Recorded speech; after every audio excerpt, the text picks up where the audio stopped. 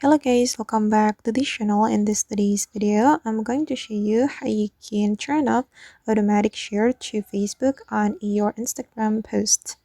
Okay, let's get into it. Here I have opened my Instagram application, and first thing first, we have to go to our profile, and you have to click on these three lines on the top right and go to the account center right here, and here you can choose the sharing across profiles and choose the Instagram account.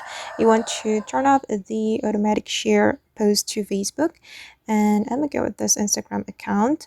I'm going to turn off the automatic share from this Instagram account to this Facebook account. And as you can see guys, that here I have activated the automatic share on my Instagram post, and I'm just going to turn off this feature. Okay, and right after we turn off this feature, the Instagram post or our Instagram post won't be automatically shared to our Facebook.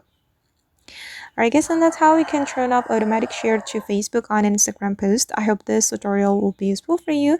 Thank you so much for watching, and if you found this tutorial useful, don't forget to like, comment, share, and also subscribe to this channel. See you in the next video.